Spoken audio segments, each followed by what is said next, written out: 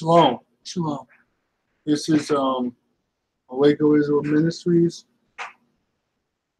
We do thank the Most High, Ahayah, bahashem, Yashayah, while we watch the Dash, for this opportunity to be on again.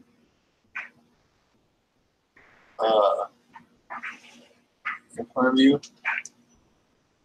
Yes, we're just a little disheartened right now. We had to put our dog down, and we had Emma 14 years, almost 14 years. So we're a little downcast, but we're going to make it through tonight. I don't think we're going to be on too long. We loved our dog. She was really a good dog. Really good dog. Basic. Go ahead, Josh. I want to talk about basic Bible knowledge. Okay, so in studying the Bible,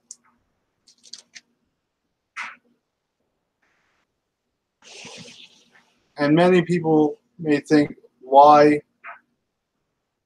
do we use the King James with, there's many other what you call translations or interpretations of the Bible. The King James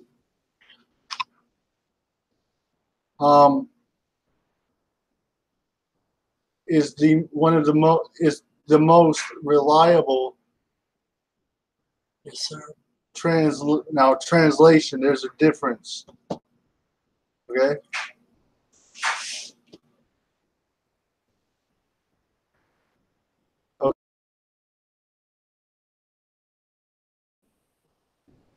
What is in the Bible is inspired, right?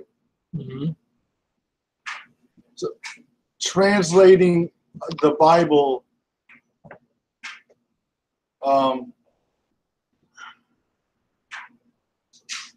is itself inspired as well. We believe that when King James assembled the 70 elders back in 1611, they faithfully translated the books of the Bible to what we know today as the authorized King James Bible. Now, why do we solely use the King James? Because if you look at other translations, such as the New King James, or more recent, the NIV, and I will give an example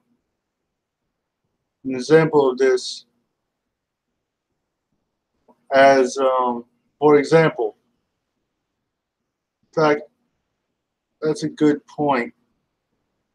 Go in to discuss briefly tonight. Why? Now, I just want to, before I share screen, excuse me.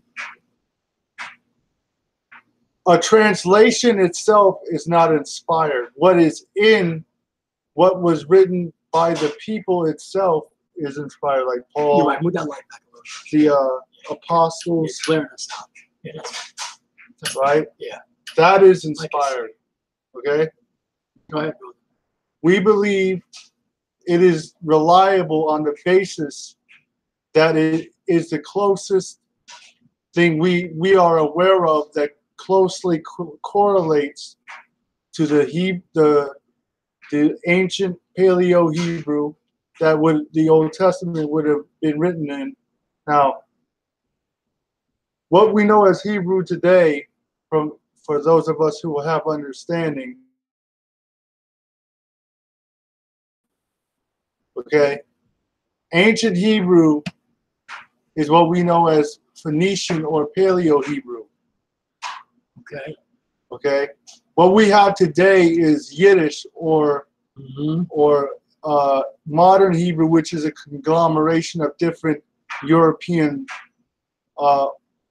languages, which we know the Israelites did not speak a mixture tongue of Hebrew. It was a pure language. That's right. Right? Yep. Absolutely. Yiddish, Jewish. We don't subscribe.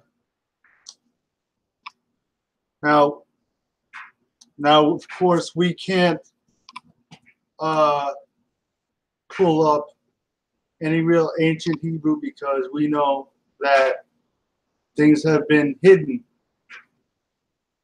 So the Bible was actually translated out of the ancient Hebrew, not the modern Hebrew that we have today, or what is known as modern Hebrew. Okay? King James himself was not a white European Anglo-Saxon or white Caucasian. Tell him, Josh. King James was a Hebrew, a black Hebrew Israelite. Okay, so and we can prove it. So everything we preach on this program, minister and teach, we prove it. Prove all things, right, Tom? Yep. And I want to show and demonstrate some things to you here tonight. Go ahead, Josh. Take your time, bro.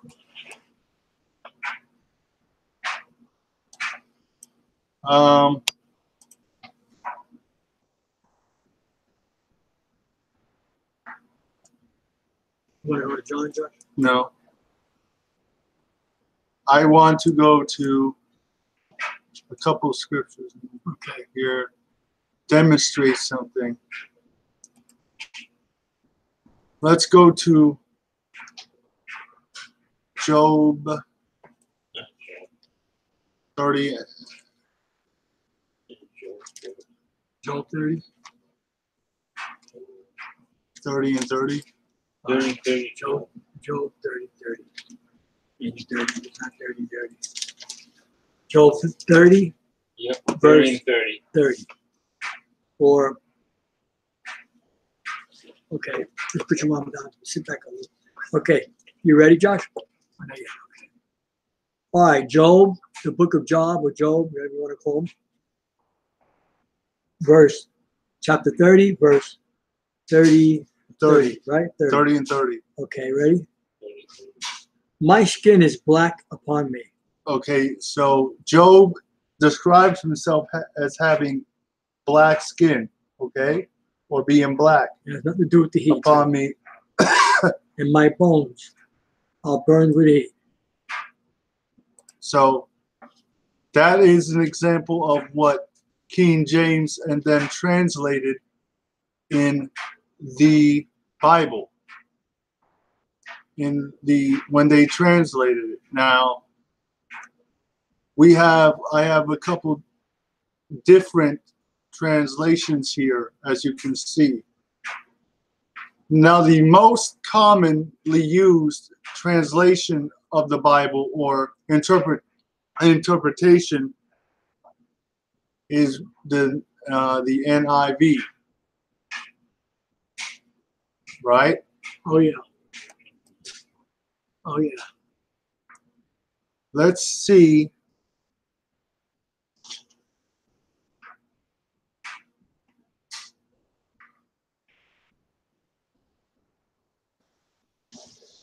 Let's see what they translate or what they interpret. Yeah, what's this?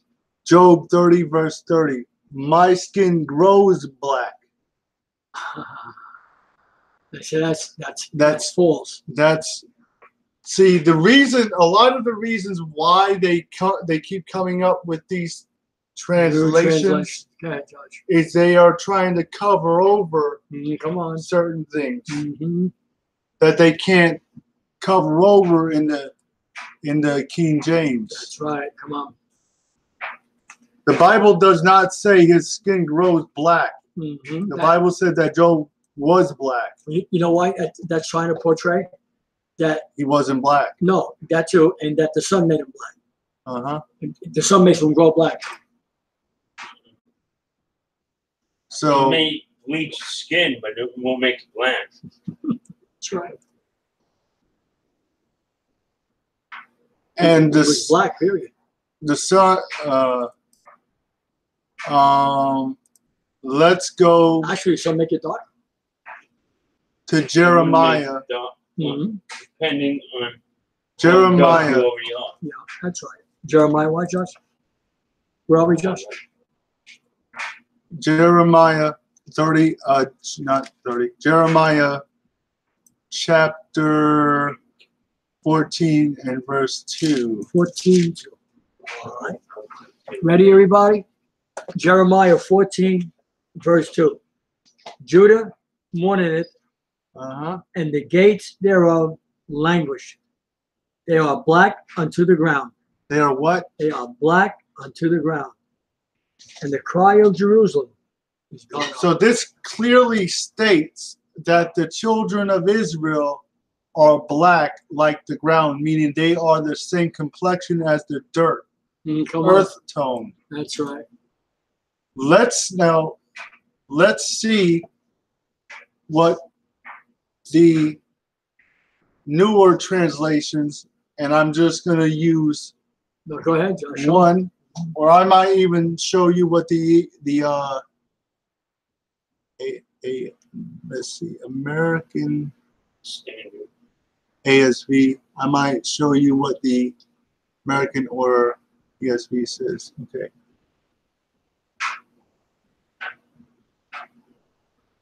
Jeremiah 14:2 in the NIV reads, Judah mourns, her gates languish, they wail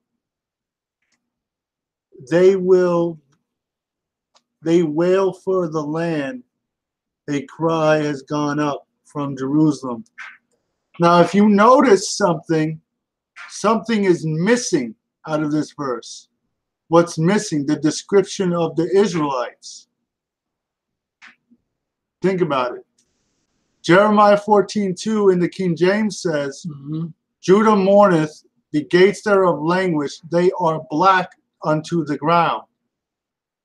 But this man-made Bible, come on, says Judah mourns, her gates languish, they wail for the land, the cry has gone forth from Jerusalem.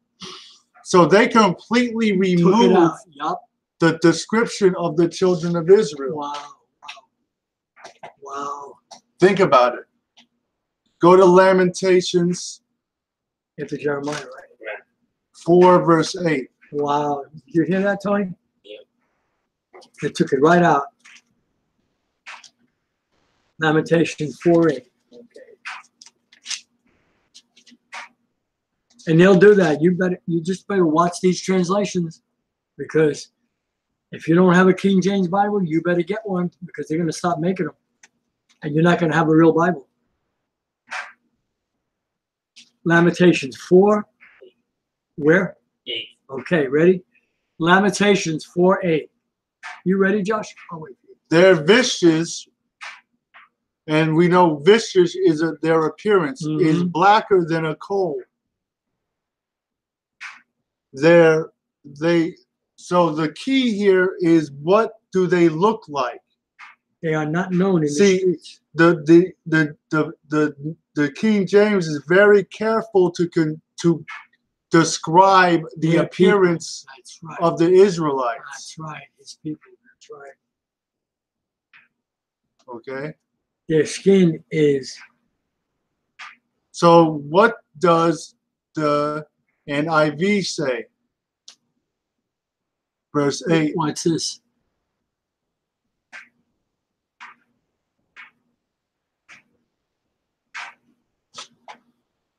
It's an everybody Bible. No, yeah, that's what they made. The everybody Bible.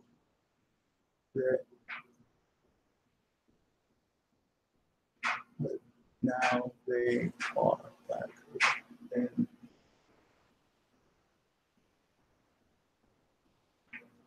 Okay, verse 8, it says, in the NIV, it says, but now they are blacker. So, see how it, now that may not really sound different, It is. but what that's saying, that's implying they become or they are blacker than soot. Now, what is soot? Soot is something like ash. Mm-hmm. Now, soot can either be white or black. Right.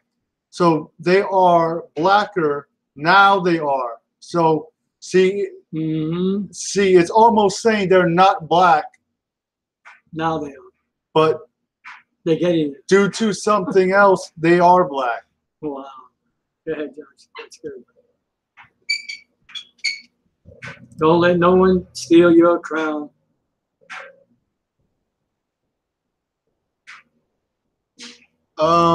What does the English ESV say?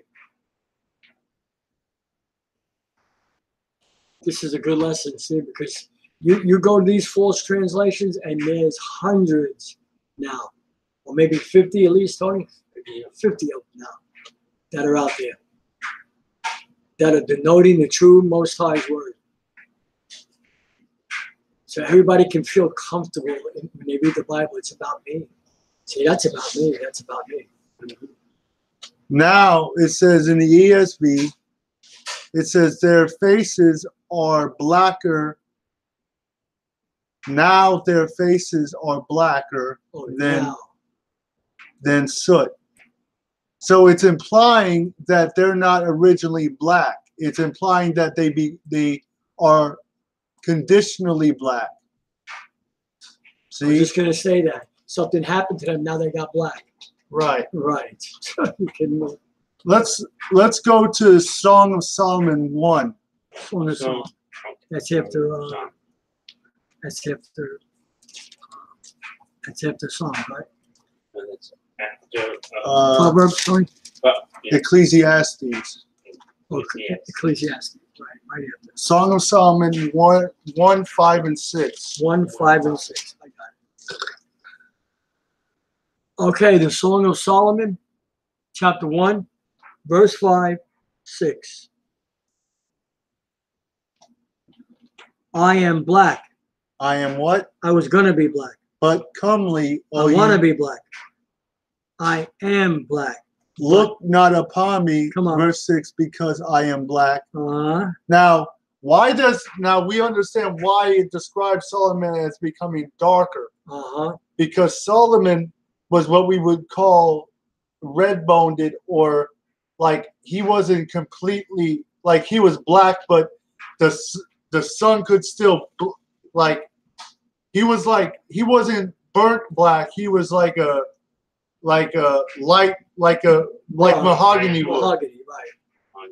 That was his. He had the color, the tone, the hue of mahogany. Okay, what does the NIV say? So the Song of Solomon, which is of Solomon, verse Chapter 1, 5, or 6, 7.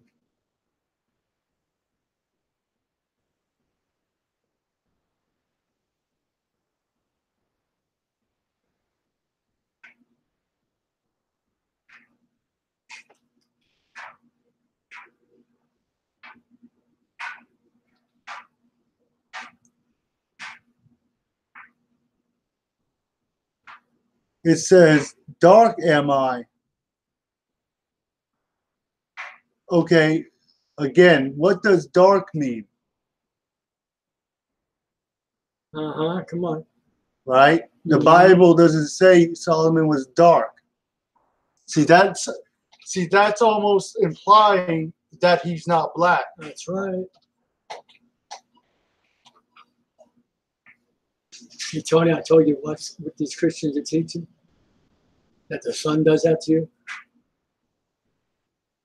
No, they claim that that's why they're black, because the sun did it. No, that's Do not- that's the heritage. Do not stare at me because I am dark, because I am darkened by the sun. Wow, you see? Wow.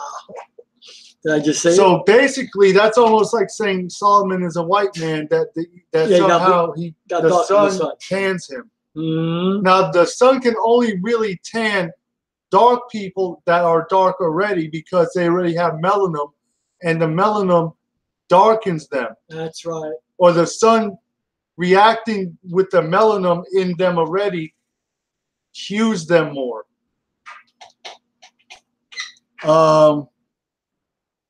I wonder. Let's go to Genesis 2:7. All right. Genesis 2:7, Tony. Neither. 9. Genesis 2:7. You don't have to reply, Tony. Just go. I know you heard. Genesis 2:7. All right. Genesis 2:7. Ready? Josh, Tony? Yeah. And the Most High Power formed man of the dust of the ground and breath into his nostrils the breath of life. So we know that dust can also be translated mud or dirt. That's So right. we know that Adam was earth toned or black. Okay, how does the NIV render this? For the Lord formed a man from the dust of the ground. Mm-hmm. Okay, so now we know what color the ground is. So they didn't change. That was essentially reads the same. Thus the Most High formed a man out of the dust, from the dust of the ground. Okay.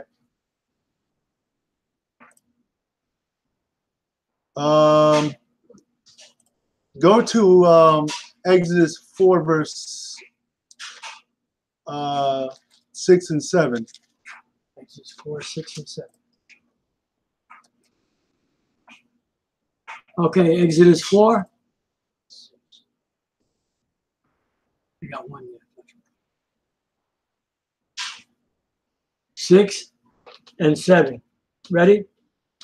And the Most High said, furthermore, unto him, put now thine hand into thy bosom. Sit back. Mm-hmm. And he put his hand into his bosom, and when he took it out, behold, his hand was leprous as snow. So we understand that Moses' hand was turned white. Come on. And he said, put thine hand into beyond that, thy bosom again. And he put his hand into his bosom again and plucked it out of his bosom. And behold, it was turned again as his other flesh. Now, what's other flesh if he's not white? If his hand came out white, what color was he? Wasn't white. Wasn't brown.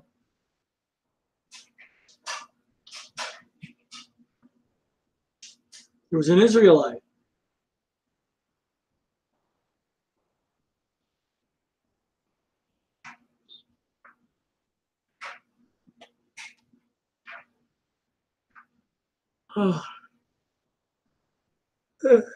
Now, excuse me. This ain't really that.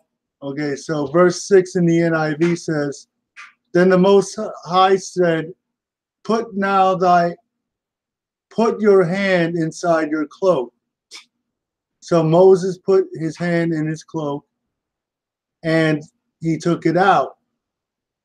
The skin was leprous and it had become as white as snow, which is actually a little more descriptive. Right. So that's even saying that Moses is black. That's right. Because when something becomes white, as snow, what's the rest of the flesh? Yeah. And Not white. right. So when he put his hand back in and took it out, Now, put it back Mhm. in your cloak. And Moses put his hand in his cloak, and it was like his flesh before, right? restored like the rest of his flesh. So that's not really that different. Not too bad. But that in a way almost says it better. But see, that's how, see, they're not going to change everything exactly, but it's very sneaky. Let's go to Acts 13:1. I want to see some.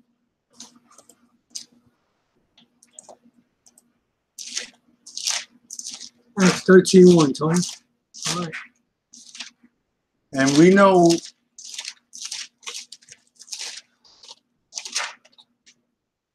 what it says. Now let my dad read the King James after I read what it says.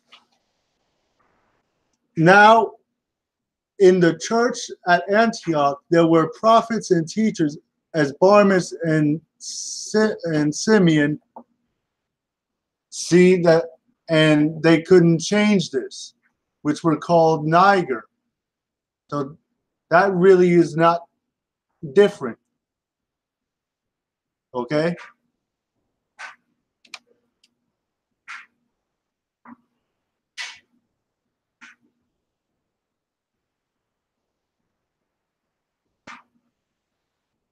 Okay?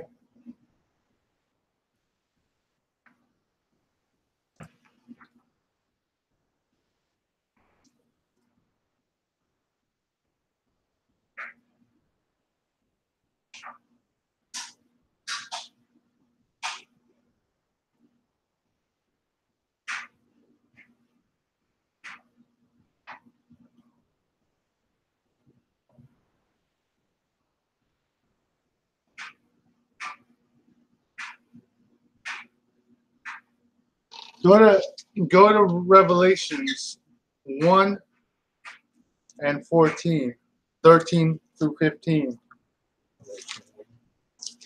1 through 13, Josh? Yeah, we know this one. All right, Revelation 1, 13. Okay. All right, Read I'll leave it. 13 through 14 and 15. Okay, 14. So let me start there. His head and his hairs were white like wool, as white as snow, and his eyes were as a flame of fire, and his feet like unto fine brass, as if they burned in a furnace, and his voice as the sound of many nations. So,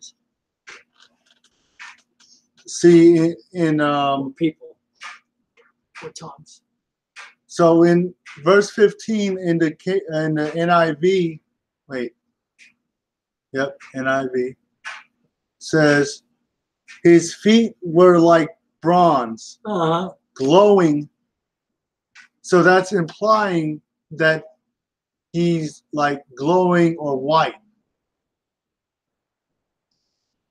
We know that brass doesn't glow in a furnace. That's right. Bronze or metal, which is brown already, blackens. It doesn't glow. That's right. So that's also trying to imply that Christ is Caucasian or a white man. And this is what Christians believe, that Revelation 1:13 is talking about him in glory, not on the earth. Said no, sir. That's the way he looked on the earth.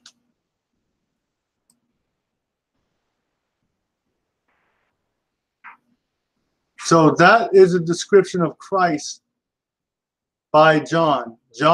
Christ had gave us a physical description of himself in the heavenlies by John the Revelator. Okay? John described Christ as having white woolly hair and skin as it burned in the furnace. But see, in the NIV and these other Bibles, is going to almost make you think that Christ was glowing, or and that has the implication Like a candle. in a Western mind as being Caucasian. Come on, come on. See how they twist that word, Tony? Christ did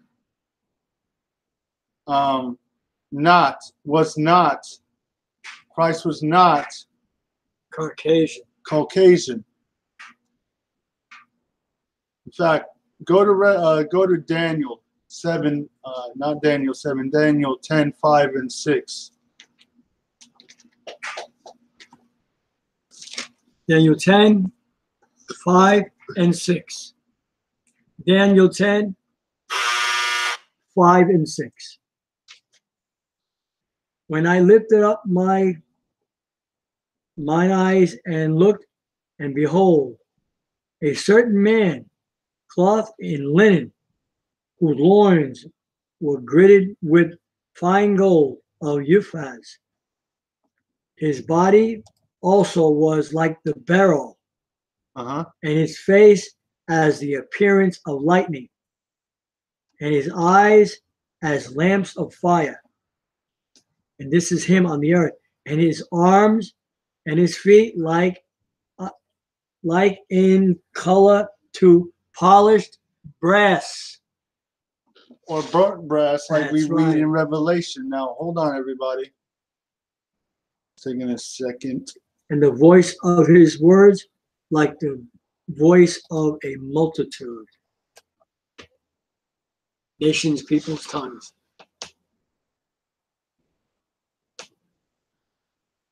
His arms and his feet were like in color to polished brass. We know if you polish or if you burn brass, as the Bible would say, it becomes brown. Dark. It does not glow. It becomes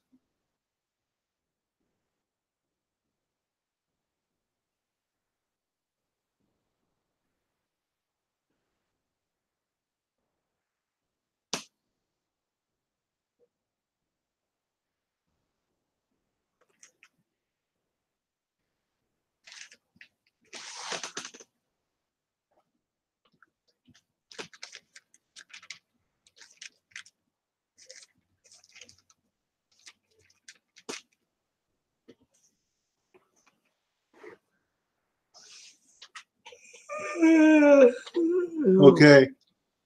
So it says,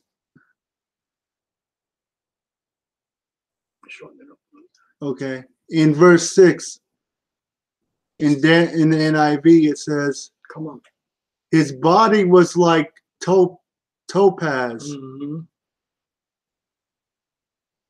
That's like a burgundy tone. Yeah. A dark. His face like lightning, his eyes flaming, his arms and his legs like the glazing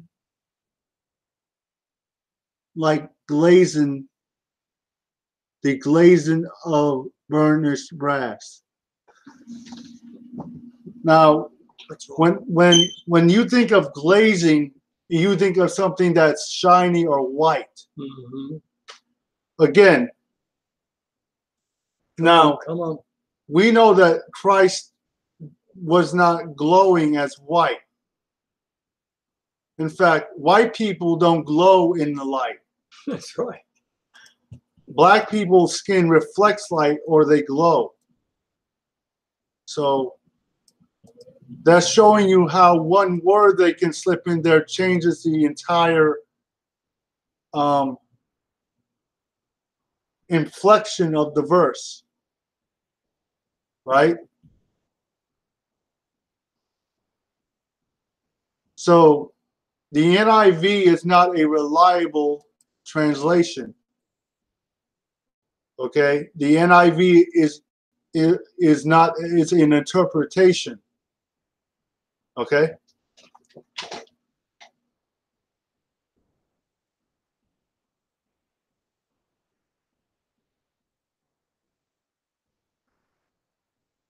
And also, if you, and I want to demonstrate something, you don't have to go there. I think I want to show you all something.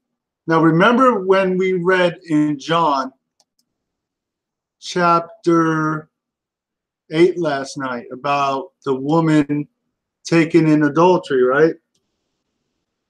Now, that's in the King James Bible. Is it in the NIV?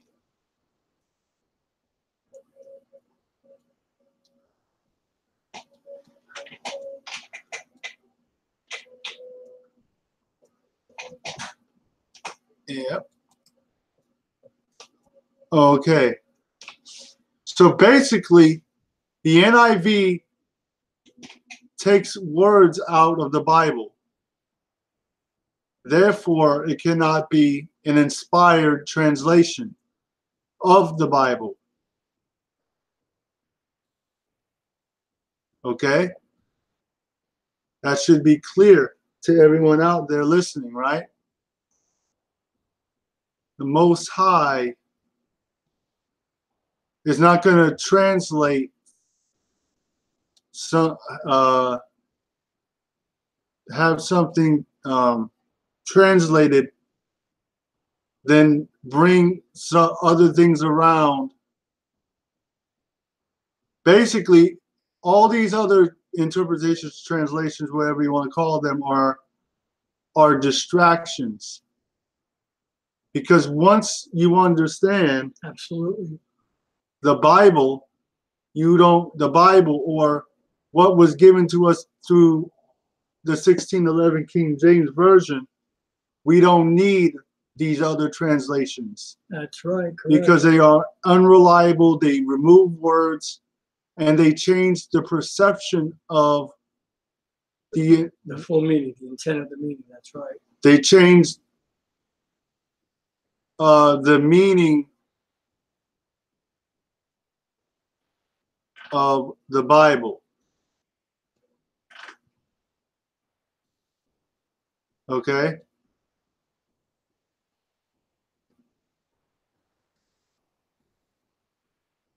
I want to go into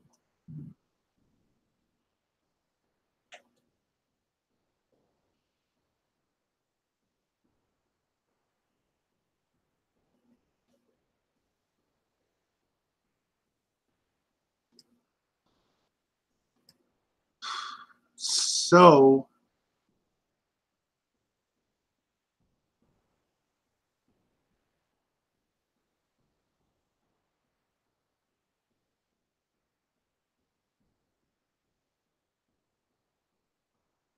and just to show you all something right fast before we close, I want to touch on something here.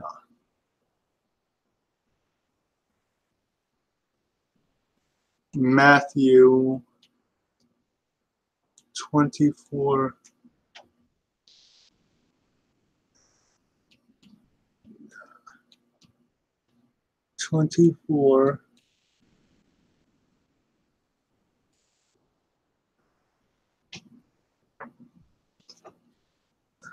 Really.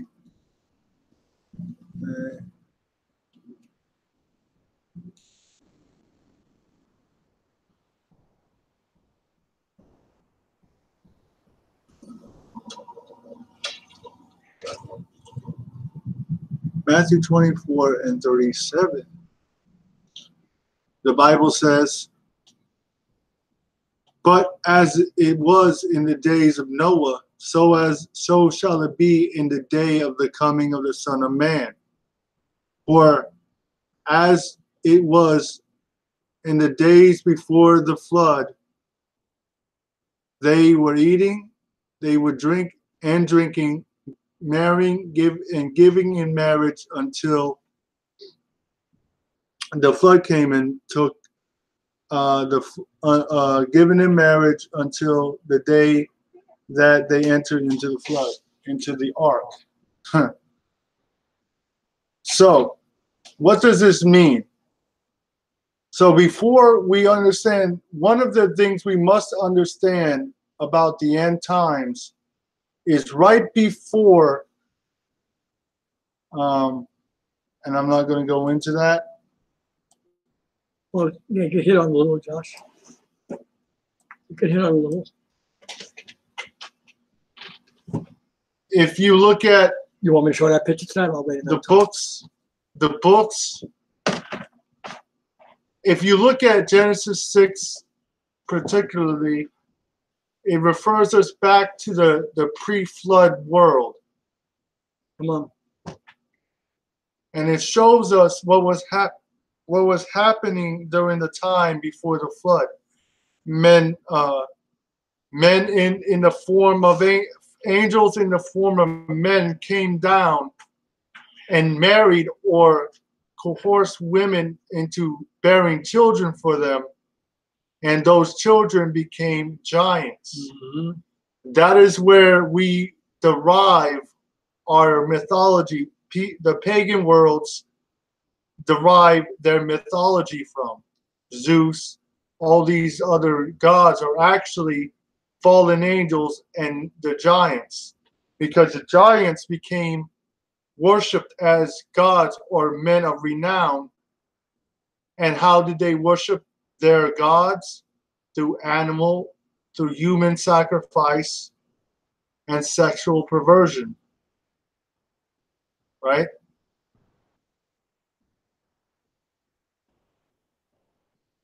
What was the real story about? And to show you that, an example of that, we know the story of Lot in Sodom and Gomorrah. So the world had gotten so bad due to the fact of fallen angels still cohabiting and coming down to earth, Mm-hmm. that these men, if you read Genesis chapter 19, 1 through about 9 or 10, you'll get the story of the account given by Moses of the angels. Now, these were not literal. Now, these were angels, but they weren't in their form of heaven. They looked like regular people. So what happened was these angels went to Sodom to find Lot, because they were gonna Lot, of course, had more than 2 daughters. He had other family because he had other family in Sodom. So the point of that is they went in to Lot, the angels, in the form of men, and they ate, they drank, they rested, they sat down. But when the men of Sodom found out that Lot was hiding men or angels, but these people didn't know that they were actually divine creatures in men's form. So they went to Lot and said, "Bring us out the 2 men that we may know them." Now, they weren't saying that like that we may, hang out with them and be down with them.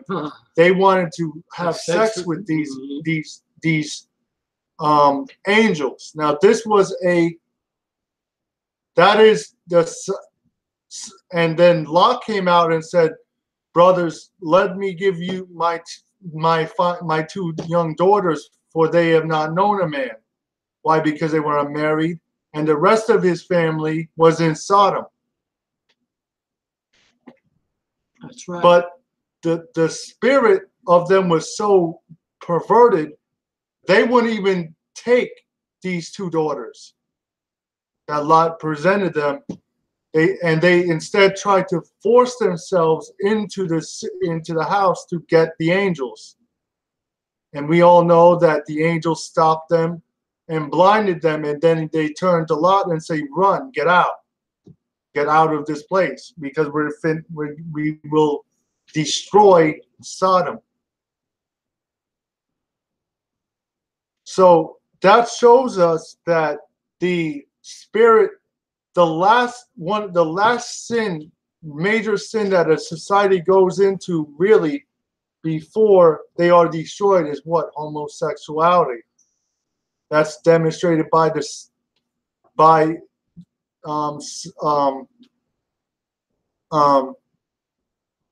story of Sodom and Gomorrah. Mm-hmm.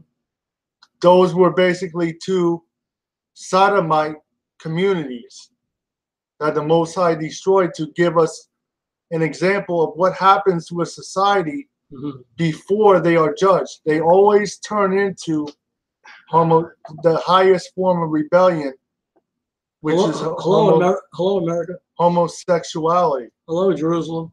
Mm-hmm. So we know that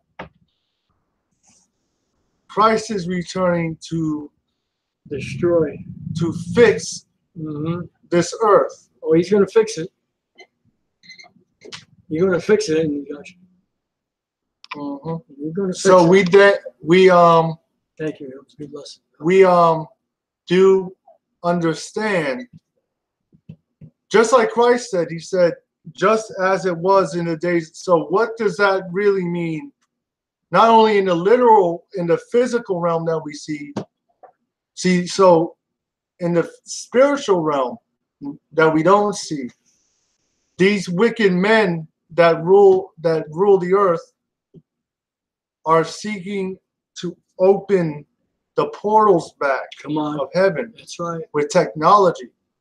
And they're going to do it too. With like the Tower of Babel. The Tower of Babel, if people know what a portal, like a story, if you've ever seen the movie Stargate, which is exactly what basically the Tower of Babel was without technology, modern technology. They were trying to bring their gods back without understanding they needed technology to open up those windows in heaven that they were bound under to bring them back into the physical realm. So what is that key to the bottomless pit? We know it as CERN. What is CERN? CERN is a hadron collider or a matter accelerator in Switzerland. Now, what is a purpose of that? They figure basically if they can shoot energy at a high enough speed in a circle, and if you look at it, it's in the circle of a shape of a snake. Wow. So if they can shoot this energy and matter at a high enough velocity, they will break open portals, and eventually their gods the fallen angels or these entities they really worship. That's why they want you to join against them, anything coming out of the sky, because they understand eventually something's going to come out of the side that they cannot beat. They can't stop. They can't stop. That's right.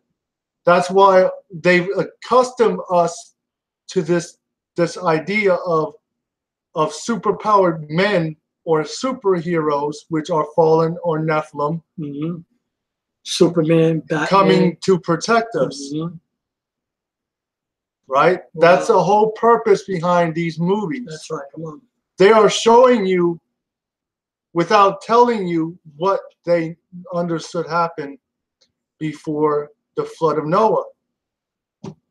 Right? So by acclimating you slowly to the idea of this, then you will not fight against right. a creature coming they out of prepare the you a little sky. at a time with these movies. That's right. So we do thank the Most High and say Shalom. All praises to the Most High.